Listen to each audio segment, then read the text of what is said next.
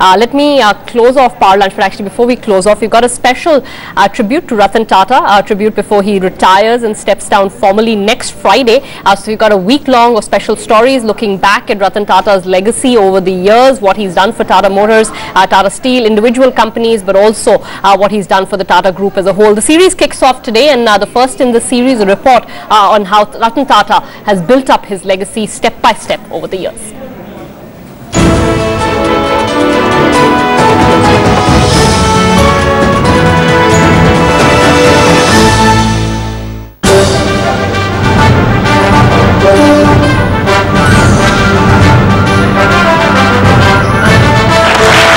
As India's corporate brand ambassador, Ratan Tata gets ready to retire on December 28 this year at age 75, he leaves a $100 billion group in the hands of Cyrus Mistry, 31 years his junior. Ratan Tata has been the chairman of Tata Sons, the promoter holding company of the Tata Group, since 1991, but has been with the group for 50 years. Ratan Tata's legacy is thought to be a drive to conquer the world, given the massive global footprint of the group, a feat achieved with integrity, grace, and with his unique brand of articulate humor. Ratan has contributed tremendously ever since he took over as chairman of the Tata Group, and over the years he has globalized the Tata Group. He has put it on the global map very successfully. The size of the group has also expanded very considerably. Ratan Tata is the adoptive great-grandson of Tata Group founder Jamshedji Tata. His father, Naval Tata, has been adopted from the family of a distant relative by Jamshedji's childless younger son. Tata's parents separated in the mid-1940s when Ratan was 7 and his younger brother Jimmy was 5 years old. Many years later, Naval Tata took a second wife, Simone, and fathered another son, Noel Tata, whom many expected to be the successor to his half-brother. Ratan Tata passed out of Cathedral School in South Mumbai and did an advanced management program from Harvard Business School in 1975. He then started his career in the Tata Group in 1962. He first became a director at Nelco, a consumer electronics company which he turned around. In 1981, Ratan Tata succeeded J.R.D. Tata as chairman of Tata Industries.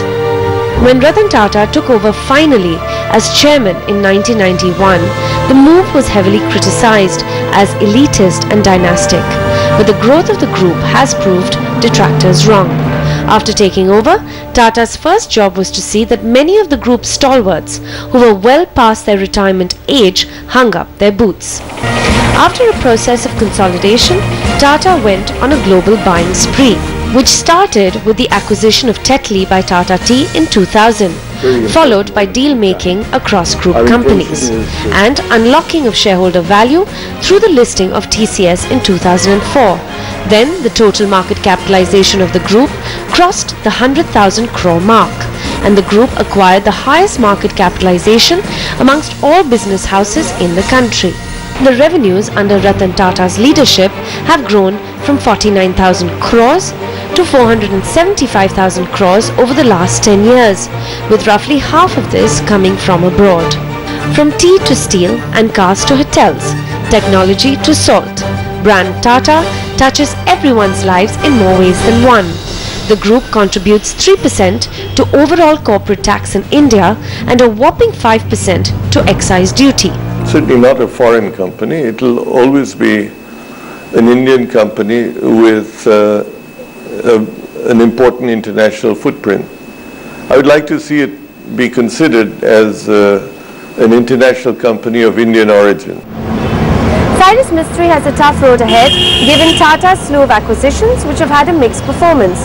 The debt on Tata's books is $26 billion, which is skewed towards the weaker companies, namely telecom, steel, power and hotels are heavily indebted, while TCS and Tata Motors are considered to be the only sound companies at this point. And what will the 75-year-old bachelor Ratan Tata do post-retirement?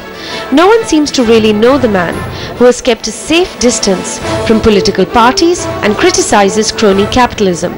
He is polite, soft-spoken and almost reclusive, a qualified architect and licensed pilot. But he wears other hats, like being on the boards of global companies like Mitsubishi and JP Morgan Chase, apart from being a member of Dr. Manmohan Singh's Council on Trade and Industry. It's hard to think of the Tata Group without the tall figure that is Ratan Tata, the face and persona of a brand deeply rooted in all our lives and now globally as well. No doubt, big shoes for Cyrus Mistry to fill in the coming years. In Mumbai, Devna Vora for NDTV Profit.